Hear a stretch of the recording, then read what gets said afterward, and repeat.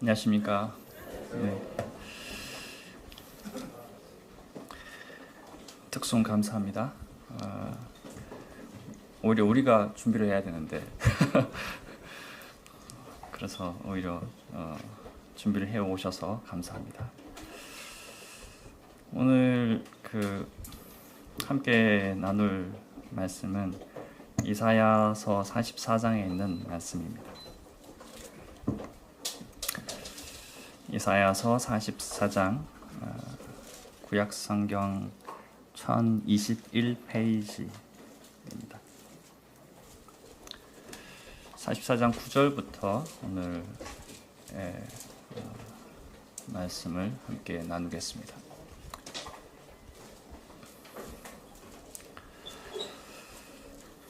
(44장 9절부터 11절까지) 우선 함께 읽도록 하겠습니다. 자매님들 다 같이 한번 읽어주시기 바랍니다. 시작. 우상을 만드는 자는 다 허망하도다. 그들이 원하는 것들은 무익한 것이오늘 그것들의 증인들은 보지도 못하며 알지도 못하니 그러므로 수치를 당하리라. 신상을 만들며 무익한 우상을 구워 만드는 자가 누구냐? 보라, 그와 같은 무리들이 다 수치를 당할 것이라. 그 대장장이들은 사람일 뿐이라. 그들이 다 모여 서서 두려워하며 함께 수치를 당할 것이니라. 네, 이사야서에 있는 말씀은 이스라엘 민족이 우상 숭배를 하는 것에 대해서 하나님께서 경고를 하시고 그것이 얼마나 무익하고 쓸데없는 것인지에 대해서 말씀을 하고 계십니다. 그 이후에 나중에 뒷부분도 함께 보겠지만 사실 우상 숭배라는 것은 우리 그리스도인들한테는 그렇게 해당되는 것처럼 보이지는 않습니다. 하지만 우리 주변의 현대에도 상당히 만연되어 있는 것이죠. 우리나라도 전국 방방곳곳에 산이 좋은 곳은 다 우리 불교에서 지금 다 차지를 하고 있습니다. 그래서 놀러 가면 다 그런 것들을 볼 수 있는데요. 우리나라만 그런 것은 아닙니다. 동남아에 가도 엄청나게 집집마다 그런 우상들을 섬기고 있죠. 일본도 마찬가지입니다. 일본도 다신교를 믿는 그런 사람들이다 보니 각각 어디에도 다 신들이 존재하고 있다고 믿고 있고 신사라든가 이런 것들이 전국에 다 산재되어 있습니다. 우리가 21세기라는 이런 현대 시대에 우상을 섬기고 있다라는 것은 어떻게 보면 좀 아이러니한 현상이죠. 지식과 과학이 이렇게 발전한 시대에도 사람들은 그 우상을 버리지 않고 살아가고 있다는 것은 참 이상한 일이기도 합니다.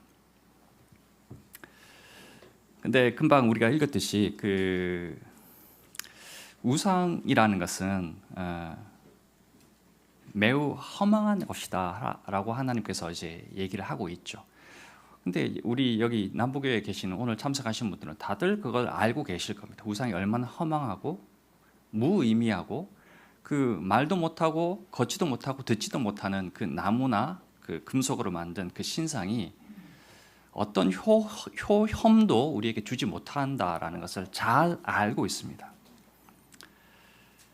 그런데 이스라엘 사람들은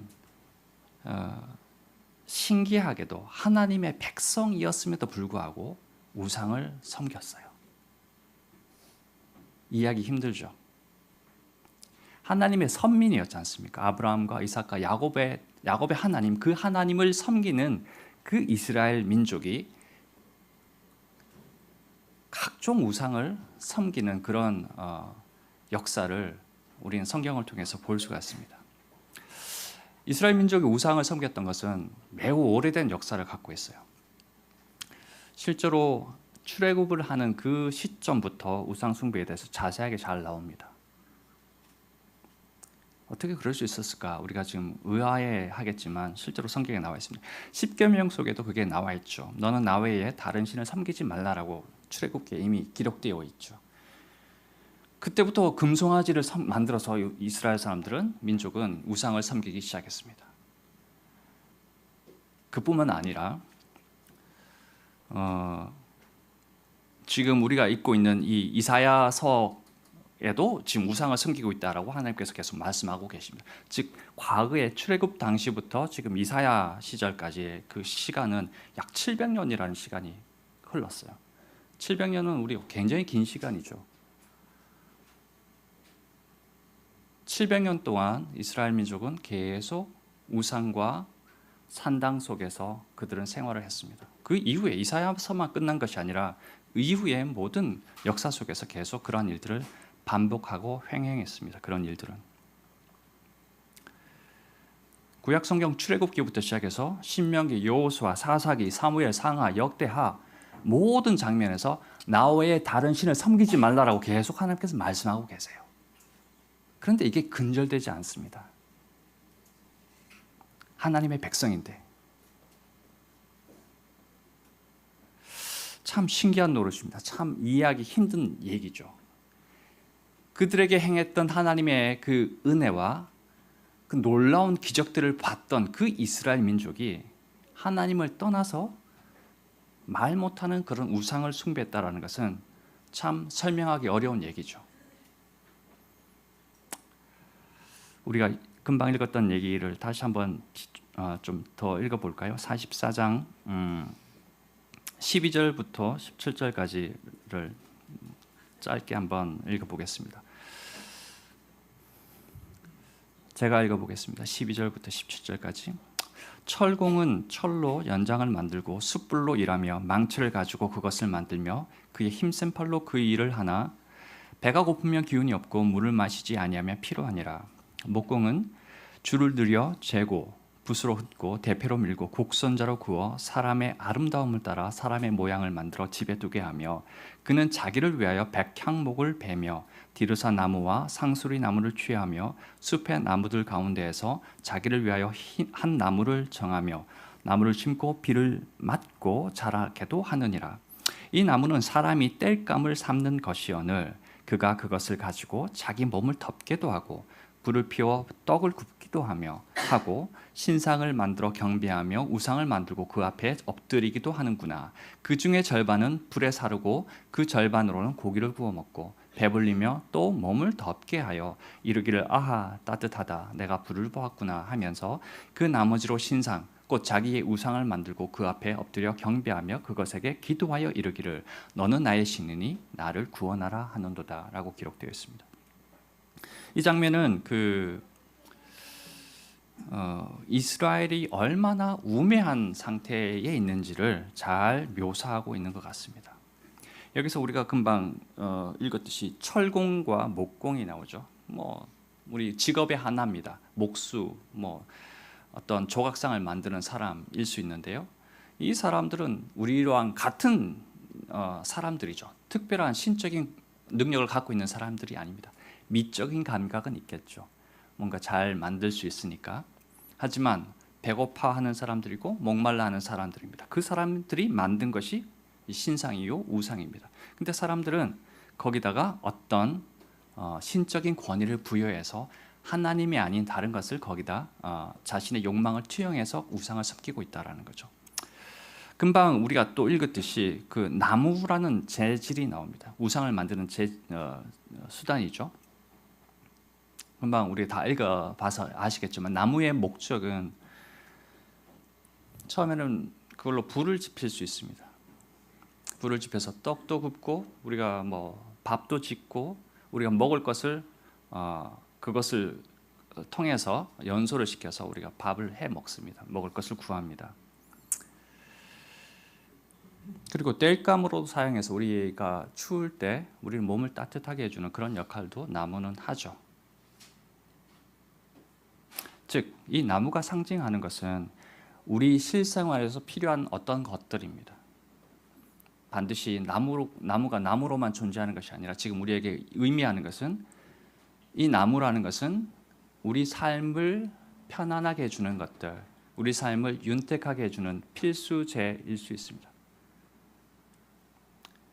오늘날 우리 이런 나무와 같은 역할을 하는 것은 우리가 가진 모든 소유물, 물질들, 돈 이런 것을 우리가 나무라고 생각해 볼 수 있습니다. 이 나무는 처음에 이런 실생활에 필요한 것들을 하라고 하나님께서 우리에게 주신 것인데 사람들은 그것을 이용해서 나무에게 추가적인 기능을 부여했어요. 바로 신상의 역할입니다. 하나님께서 가증하게 여기는 것을 인간들은 자기 생활에 필요한 것들을 쓰고 남은 것들로 신상을 만들어서 우상을 만들어서 거기서 절하고 거기에 자신의 소원을 빈다라는 거죠. 요즘은 우리에게 심지어 그리스도인들에게도 이 돈과 물질이라는 것이 우리의 필요를 위해서 사용하는 것이기도 합니다만은 그것이 지나친 나머지 우리에게 그것이 어떨 때는 우상이 되기도 한다라는 거죠. 우린 그걸 사실은 잘 모르고 지나갈 때가 많습니다. 이스라엘이 처음부터 우상을 섬겼던 건 아니었어요. 우상을 처음 만든 사람들은 이방인들이었죠. 처음부터 하나님을 떠난 그 시점부터 사람들은 우상과 신상을 만들어서 섬기기 시작했습니다. 곰곰이 생각을 해보시면 왜 사람들은 태어나서 자연인으로 살아가면서 죽을 텐데 왜 우상과 이런 다양한 신들을 만들어서 섬기게 되었을까요? 그 원인은 혹은 그 동기는 어디에서 출발한 것일까요? 이 우상을 만드는 것은 한 지역에 국한된 일이 아닙니다. 글로벌하게 일어난 일들이었어요. 과거에만 국한된 일이 아니라 지금 현재도 일어났고 앞으로도 계속 사람들은 그렇게 섬길 것입니다. 왜 그럴까? 그것은 그 인간 내면에, 사람 내면에 있는 깊은 어떤 마음에서 기인한 것인데 그것은 불안감이 우리에게 있기 때문이다라고 저는 생각을 합니다. 사람들은 태어나면서 다 불안을 느낍니다. 이유 없는 불안이에요. 부자들은 불안을 느끼지 않을까요? 불안해합니다. 건강한 사람은 불안해하지 않을까요? 다 불안해합니다. 이 불안이라는 것은 어떤 무서운 대상에 대한 불안이 아니에요. 독사 혹은 호랑이, 사자가 있기 때문에 내가 불안한 것이 아니라 그런 것이 없어도 그냥 막연하게 우리에게 주어진 것이 불안입니다. 이것이 제가 말한 것이 아니라 유명한 철학자 키에르 케고르라는 사람이 인간 행동의 모든 동기는 불안이라고 정의를 했어요. 그러면 왜 우리는 불안할까? 태어나면서부터. 왜 우리는 안정된 생활을 취하고 싶은데 항상 불안과 긴장 속에서 살까? 연예인들은 되게 훌륭해 보이고 아름답고 행복해 보이겠지만 그렇지 않습니다. 그들 역시 심한 불안 속에 살고 있습니다. 일반인들이 하지 않는 다양한 나쁜 짓을 해가면서 그 불안을 해소하려고 노력하고 있습니다. 인간이 느끼고 있는 이 불안은 아무것도 아닌 것에 대한 불안입니다. 막연한 불안. 근데 그 불안의 그 기원은 실제로 보면 매우 성경적인 것이에요. 사람은 하나님을 떠난 그 순간부터 에덴 동산에서 우리가 축출된 그 순간부터 마음속에 불안을 느끼게 됩니다. 느끼게 되었습니다. 그래서 인생에 방향이 없어졌죠. 어디로 가야 될지를 모릅니다. 그렇기 때문에 불안하고 우리가 에덴이라는 그 완전한 그 낙원에서 떨어져 나온 순간 우리는 불안을 느끼게 된 것이라고 볼 수 있습니다. 사람은 태어나면서부터 영원이라는 삶을 소망하죠. 마음속에서. 그리고 완전한 그 세상, 에덴 동산 같은 그 세상을 우리가 추구하며 살아갑니다. 하지만 사람으로 태어나서 생각을 해보면 그것이 불가능하다라는 것을 당연히 알게 되죠. 그러면서 사람은 그 자신이 추구하고 있는 그 이상향에 도달할 수 없다라는 그 마음이 생기면서 우리는 계속해서 불안함과 긴장감을 가질 수밖에 없습니다. 그것이 여기에 매우 성경적인 얘기이고 그것을 메꾸기 위해서 사람들은 우상과 신상을 만들어서 내가 정처 없이 흘러가는 내 삶의 목표를 거기다 투영해서 너가 나의 신이니까 나를 좀 구해줘라고 계속 그렇게 빌고 기도를 하고 있다라고 보시는 것이 맞겠습니다. 하나님이 제거된 인간의 마음속에 있는 불안을 스스로 안위하고 자신의 정처 없이 떠도는 그 중심을 정착시키기 위해서 인간은 그것을 방어하기 위해서 인간은 우상이라는 것을 만들어냈죠. 근데 세상 사람들은 그럴 수 있어요. 하나님이 없기 때문에 그 마음속에 공허한 그 마음을 채우기 위해서 그렇게 할 수 있습니다. 근데 기가 막힌 것은 하나님을 아는 그리스도인들도 그런 불안감 속에서 살고 있다라는 것이죠. 놀라운 일이에요.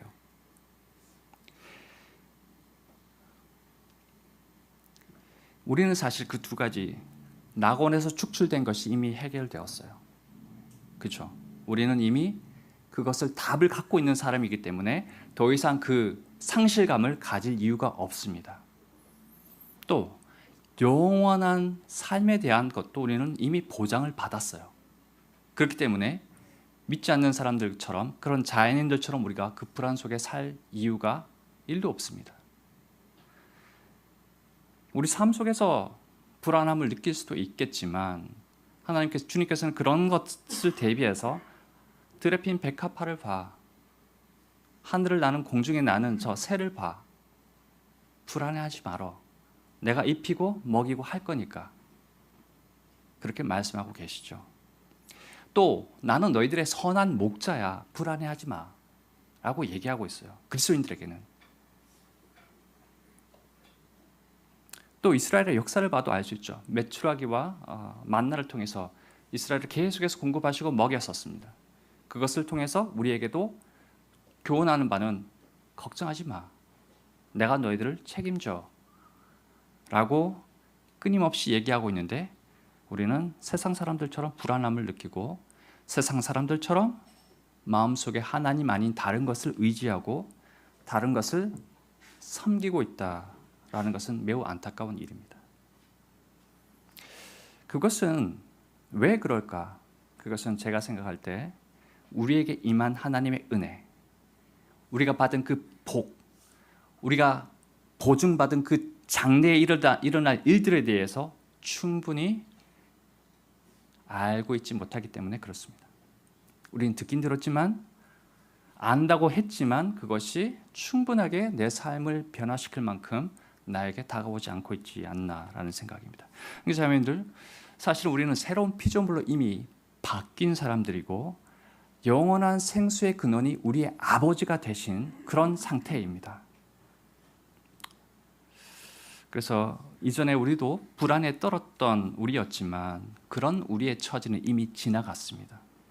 그리고 영원하고 안전한 안식에 들어간 새로운 신분으로 우리가 변화되었다라는 거죠. 이스라엘 사람들이 우상을 숭배하게 된 원인은 무엇일까요? 그렇다면 하나님의 백성이었는데 이분들이 처음부터 그 우상을 섬겼던 건 아니었어요. 그런데 성경에 보면 출애굽을 한 그 타이밍에 보면 우상을 섬긴 얘기들이 나옵니다. 주요한 그 원인 중에 하나는 이것입니다. 민수기 25장 1절부터 3절까지 제가 읽어보겠습니다. 이스라엘이 시딤, 지금 출애굽한 과정이죠. 가나안 땅으로 들어가고 있는 과정입니다. 이스라엘이 시딤에 머물러 있을 때에 백성이 모압 여인들과 음행하기를 시작하니라. 그 여인들이 자기 신들에게 제사할 때에 백성을 청하매 백성이 먹고 그들의 신들에게도 절함으로 이스라엘이 바알브올과 연합하매 여호와께서 이스라엘에게 진노하시니라. 그렇죠. 이스라엘의 하나님의 선민이었던 이 사람들이 이방 여인과 통혼을 하기 시작했습니다. 그러면서 그들이 섬겼던 바알브올이 이스라엘 민족에게 들어와서 우상 섬김의 시작이 된 것이죠. 이게 출애굽 당시만 그런 것이 아닙니다. 출애굽을 한 다음에 가나안 땅에 정착을 하죠. 그런 다음에 사사시대가 열립니다. 이스라엘에게. 그 사사시대에 사사기 3장에 보면 가나안 원주민들과 이스라엘 사람들이 또 결혼을 하는 장면이 나와요. 거기에 살았던 원주민들이었던 가나안 족속과 헷 족속, 아모리 족속, 브리 족속, 히위 족속, 여부스 사람들과 함께 결혼을 합니다. 이스라엘의 딸들을 그들에게 주고 이방의 딸들을 이스라엘에 취하면서 그 사람들 섬겼던 그 우상을 이스라엘이 또다시 섬기는 그런 일들이 벌어지죠. 이게 사사시대만 그런 것이 아닙니다. 사사시대가 끝나고 왕국시대가 시작되죠. 여러분, 대표적으로 솔로몬은 얼마나 많은 이방 여인들을 취했습니까? 수많은 처첩들을 거느렸습니다. 그 사람들은 모압에서, 암몬에서, 에돔에서, 시돈에서, 헷 족속에서 온 그런 이방 여인들이었어요. 그 사람들이 왕궁에서 들어와서 자신들의 신이었던 아스다롯, 밀곱, 그노스라는 그런 신들을, 이방의 신들을 왕궁에 전파했고 그것이 온 나라에 전파되었습니다. 그게 통일 왕국만 그런 것이 아니었어요. 분열된 이스라엘 왕국도 마찬가지 그런 일들을 자행합니다. 대표적으로 아합 왕이 있죠. 아합은 시돈 왕, 이방의 왕의 딸이었던 이세벨을 맞아서 아내로 삼습니다.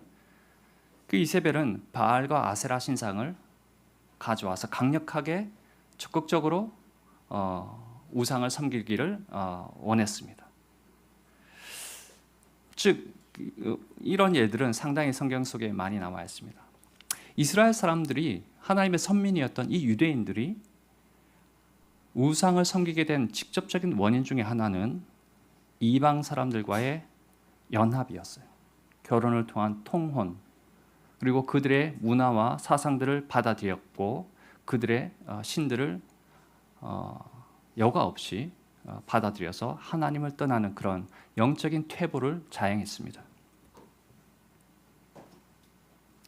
이제 이게 우리한테 어떤 시사한 바가 있을까요? 오늘 사는 우리 그리스도인들에게는 어떤 교훈을 줄 수 있을까 생각해 봤습니다. 우리 역시 세상에 이렇게 몸을 담고 살고 있습니다. 그리고 우리가 믿지 않는 사람들과 결혼하는 것은 아닙니다. 실제로 대부분의 형제자매님들이 믿는 사람들과 결혼해서 믿음 안에서 가정을 이루고 살아가고 있습니다. 제가 그런 것을 말하고 있는 것이 아니라 우리가 지금 세상에서 주고 있는 다양한 메시지들을, 그런 가르침과 그런 가치관들을 여과 없이 우리도 마음속에서 받아들이고 있는 그것이 우리에게 문제가 될 수 있다는 거죠. 우리가 경계 없이 세상에 물들어 살다 보면 세상 사람들이 갖게 되는 그 가치관을 우리도 갖게 되고 그 사람들이 불안해하는 그 불안을 우리 것으로 삼아서 우리도 역시 똑같이 불안해진다는 거죠. 세상 사람들은 물질을 추구합니다. 그 다음에 건강한 삶을 추구하고 웰빙을 추구합니다. 그리고 행복한 삶, 행복한 은퇴, 자산 축적, 인본주의, 자기중심주의, 요즘은 성평등, 그다음에 성적 자기결정권, 이런 사상들이, 이런 가치들이 여과 없이 우리에게도 영향을 주고 있다라는 거죠. 우리 유치원부터 교육을 받습니다. 태어나면서부터 약 20여 년 동안 교육을 받죠. 대학 생활까지. 매우 높은 교육 수준을 우리가 갖고 있어요. 실제로 보면 모세가 애굽 왕궁에서 받았던 그 왕자로서의 교육보다 더 훌륭한 교육을 받고 있을지도 모릅니다. 우리가 받고 있는 교육을 모세가 다 받았다고 생각할 수는 없어요. 우리는 더 많은 지식을 갖고 있고 더 많은 과학적인 것을 발견해서 우리가 다 취하고 있습니다. 그런데 그 좋은 교육 속에, 20여 년의 이 교육 속에 굉장히 독소 조항들이 들어가 있습니다. 그런 것을 우리가 잘 분별해서 그것을 걸러낼 수 있는 능력이 있어야 된다는 거죠. 그렇지 않으면 세상이 갖고 있는 그 불안이 우리의 불안이 되고, 세상 사람들이 섬기고 있는 그 우상이 어떤, 제가 말하는 형체를 갖고 있는 그 우상은 아닙니다. 그들이 추구하는 그 가치관이 우상이 되는 거죠. 우리 역시 그렇게 물들어 가게 되도록 만들어져 있다라는 겁니다. 그래서 우리도 재물과 돈과 건강에 집착하는 그리스도인으로 전락하는 경우들이 있습니다. 미래를 보지 못하는 거죠. 우리가 거듭나지 않은 사람들처럼, 그런 사람들처럼 생각하고 행동할 때가 많습니다. 우리의 목적이 높은 연봉, 안정된 직장, 좋은 복지, 좋은 차, 좋은 집, 건강한 몸이 되어서 그것을 추구하고 그것을 위해 전력 질주하는 경우들이 많습니다. 하지만 우리의 최종 목적은 그런 것이 아닙니다. 사실은 그것을 주신, 그 좋은 것을 주신 하나님을 바라보도록 하는 것이 우리의 목적이죠. 그래서 우리의 신앙의 목적은, 우리 다 같이 한번 따라해 볼까요? 모든 좋은 것을 좋게 만드신, 모든 좋은 것을 좋게 만드신 좋으신 하나님 자체가 우리 신앙의 목적입니다. 그렇습니다. 우리는 좋은 것을 추구합니다마는 실제로는 그 좋은 것을 좋게 만드시고 그 좋으신 하나님을 추구하는 것이 우리의 목적이라는 거죠.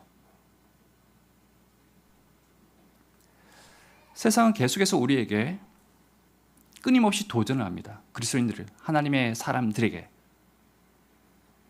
우리는 가끔씩 그런 싸움에서 이제 실패를 하고 그들의 의도대로 끌려가는 경우가 많이 있습니다.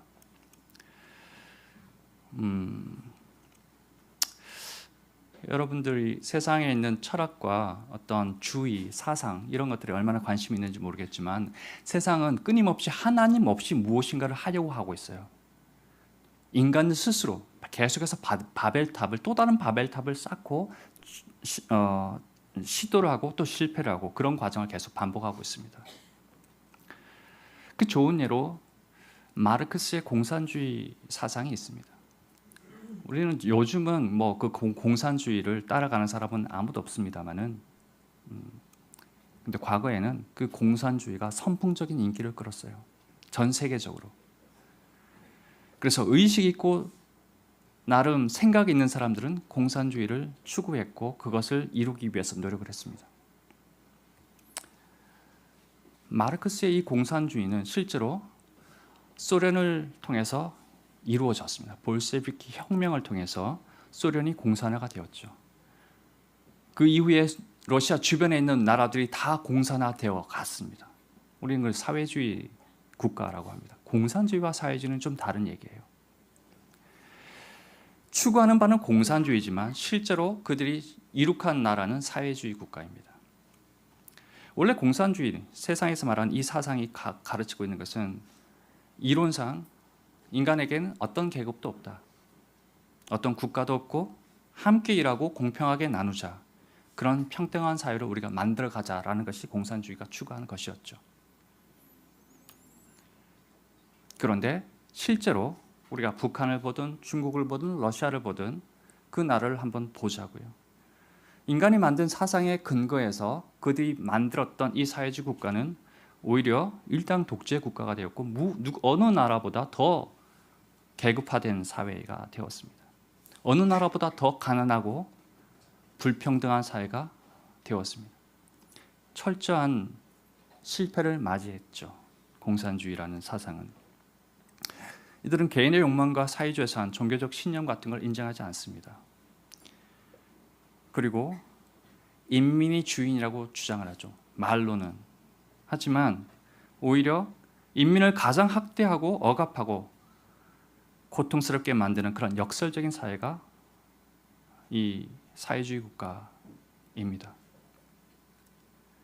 제가 이걸 말씀드리는 것은 인간의 어떤 이상을 추구했던 그런 노력들이 실패로 돌아간다는 거죠. 왜 그러냐면 그 안에 하나님이 없이 인간 스스로 뭔가를 하려고 했기 때문에 그렇다라고 결론을 내릴 수 있습니다. 이 사회주의 국가는 인간의 죄성을 인정할 수가 없었겠죠. 인간은 노력을 하면 잘 될 거라고 생각을 했어요. 그런 유토피아를 꿈꿨어요. 이상향이었죠. 그런 나라가 되면 얼마나 좋겠습니까? 평등한 세상이 돌아오면 얼마나 좋겠습니까? 하지만 같이 생산한다라는데 누가 그렇게 열심히 일을 할까요? 같이 나눠준다는데 공평하게. 인간은 그런 존재가 아닙니다. 굉장히 이기적인 존재죠. 처음부터. 그런 인간의 특수성을, 죄성을 인정하지 않았던 이 사상들은 철저한 실패와 좌절을 맞이하게 됩니다. 이와 같이 세상에 있는 여러 가치와 철학과 사상들은 성경에서 가르치고 있는 것과 매우 다릅니다. 특히나 인본주의 사상은 성경에서 말하고 있는 신본주의 사상과 매우 정반대의 길을 걷고 있죠. 또한 과학에서 주장하고 있는 여러 가르침들이 있습니다. 그런 것은 또 성경에서 말하고 있는 것과 다릅니다. 근데 우리가 그런 교육을 끊임없이 받다 보니 우리도 모르게 우리 마음속에, 우리 머릿속에 그것이 세뇌되어 있는 것 같습니다. 빅뱅 이론, 진화론 이런 것으로 우주의 기원과 인간의 기원을 설명하는 것이 우리 교과서에 나와 있죠. 하지만 그것은 과학적인 것은 아닙니다. 성경은 창조를 가르치고 있죠. 굉장히 반대의 얘기입니다. 또한 우리 사회책이나 혹은 역사책에서 보면 인간은 수렵 채집 생활부터 시작을 했다라고 얘기하죠. 그런 다음에 인구수가 많이 늘어나면서 농업 사회로 이제 전환을 했다라고 이제 가르치고 있습니다. 하지만 성경은 아닙니다. 성경 어떻게 가르치나요? 가인과 아벨을 보십시오. 처음부터 목축업을 시작했고 처음부터 농사를 시작했습니다. 동시에 그것이 발현되었죠. 그것과 다른 얘기들을 계속 성경과 다른 얘기들을 이 사회에서 가르치고 있는 교육은 우리에게 심어주려고 노력하고 있습니다. 닭과 달걀은 어떤 게 먼저 시작했을까요? 맞습니다. 근데 세상 사람들은 뭐가 먼저 시작된지를 모릅니다. 왜냐하면 달걀이 있어야지 닭이 나오니까. 계속해서 무한 반복이죠. 근데 성경은 창세기에 보면 모든 육축을 그 종류대로 하나님께 처음에 만드셨어요. 닭이 먼저 존재했다라는 거죠. 세상은 우리에게 악착같이 살라고 합니다. 독하게 살고 최대한 욕심을 내어서 네 것을 소유하라고 가르치고 있습니다. 그러다 보니 우리 하나님의 선민인 우리 그리스도인들도 그렇게 살아가게 되는 경향들이 있습니다. 근데 성경은 그렇게 말하고 있는 것이 아니라 베풀고 사랑하고 나눠주라라고 기록하고 있죠. 매우 다른 얘기죠. 세상은 우리에게 인생은 너의 것이니까 자기가 주인이 되어서 네 인생을 행복하게 살아라고 얘기하고 있습니다. 하지만 성경은 예수 그리스도가 우리의 주인이다라고 말하고 있습니다. 성경은 모든 소유가 너의 것이니까 네가 임의로 처분해라라고 얘기를 하고 있습니다만은 성경은 모든 소유는 하나님의 것이고 우리는 청직이다. 그것을 잠시 맡아서 관리하고 있는 사람일 뿐이다라고 가르치고 있고요. 세상 사람들은 우리의 미래가 이 짧은 100년이라는 시간 속에 국한되어 있다. 이것이 우리의 미래라고 얘기하고 있습니다만은 성경은 그 이후에 있는 하나님의 나라가 우리의 미래라고 얘기하고 있습니다. 그러다 보니 우리가 성경에서 말하고 있는 것을 가끔씩 잊고 우리가 세상에 젖어서 살다가 보니 그들이 주는 그 메시지, 뉴스에서, 드라마에서, 영화에서, 책에서, 유튜브에서 주는 그 메시지를 받고 살아가다 보니 우리도 세상 사람들이 살아가는 것처럼 이 세상이 끝인 것처럼 살아가고 있습니다. 여기서 어떻게 하면 행복하게 살까? 여기서 어떻게 하면 좋은 인생을 살까? 그것이 우리의 고민이 된 지가 오래인 것 같습니다. 세상 사람들은 우리에게 과학을 계속 신봉하도록 원하고 있습니다. 그래서 얼토당토하는 얘기로 우리를 미혹하죠. 아무리 황당하고 거짓되고 엉성한 이론일지라도 하나님을 대체할 수 있다면 세상 사람들 그걸 신봉합니다. 우상이 되어서. 우상이라는 것은 어떤 형체가 분명히 있는 것이기도 하지만 우리 마음속에 하나님을 대체하는 그 어떤 것이라도 우상이라고 볼 수 있습니다. 하나님 외에 우리가 의지하고 나를 구원하소서라고 외치는 그 대상이 우리의 우상입니다. 반드시 우리가 절에 가서 절을 하는 것이 그 부처의 신상에 절하는 것이 우상 숭배가 아니라 우리 마음 속에서 하나님을 떠나서 어떤 것을 하려고 하는 그 자체가 우상이라는 거죠. 우리가 읽지 않았습니다만은 우리가 이사야서 44장 앞절에 보면 6절을 제가 읽어보겠습니다. 44장 6절 이스라엘의 왕인 여호와 이스라엘의 구원자인 만군의 여호와가 이같이 말하노라 나는 처음이요 나는 마지막이라 나 외에 다른 신이 없느니라. 8절 읽어보겠습니다. 너희는 두려워하지 말며 겁내지 말라. 내가 예로부터 너희에게 듣게 하지 아니하였느냐 알리지 아니하였느냐 너희는 나의 증인이라. 나 외에 신이 있겠느냐? 과연 반석은 없나니 다른 신이 있음을 내가 알지 못하노라. 하나님께서는 계속 이스라엘 사람들에게 호소를 하고 계세요. 나 외에 다른 신은 없어. 나 외에 다른 반석이라는 것은 없어. 구원자가 나밖에 없어.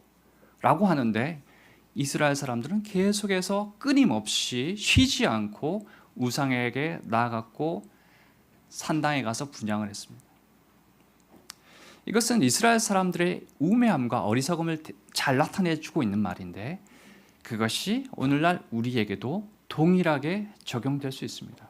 우리 마음속에 있는 우상, 우리 마음속에 있는 이 산당을 제거하지 않는다면 하나님께서는 매우 불쾌해 하실 겁니다.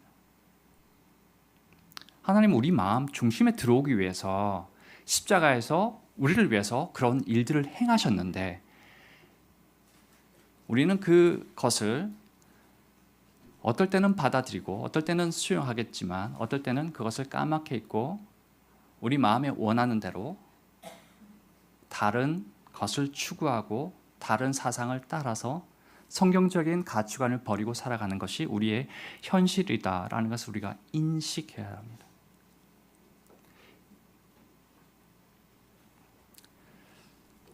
실제로 보면 읽지는 않겠습니다만 44장 16절부터 20절 정도에 보면 이 사람들이 얼마나 우상을 섬기고 있는 것을 자각하지 못하는 것에 대해서 비판하고 있어요. 우리는 우상을 섬기고 있지 않다라고 생각하는 것이 잘못되었다라는 거죠. 이스라엘 사람들은 그 나무를 가지고 우상을 만들었어요. 그 나무로 떡도 굽고 빵도 굽고 땔감도 해서 몸을 따뜻하게 하기도 했지만 그 나무가 또다시 우상화되어서 그것에 우리가 절을 하고 그것을 숭배하는 그 현실을 이 사람들은 자각하고 있지 않았다는 거죠. 마찬가지로 형제자매님들 우리 역시 마찬가지로 우리에게 주어진 이 여러 가지 좋은 것들이 있습니다. 나무가 상징하는 그 좋은 돈과 물질들이 있습니다. 그것을 가지고 우리는 몸을 따뜻하게 하고 집도 사고 차도 사고 합니다마는 그것이 지나친 나머지 그것이 우리에게 우상화의 잘못된 길로 갈 수 있는 그런 길을 열어두고 있습니다. 그래서 모든 분들이 다 그렇다라는 것이 아닙니다. 저 역시도 그러한 잘못에서 벗어나야 되겠다라는 의미에서 오늘 이런 말씀을 드리는 것입니다.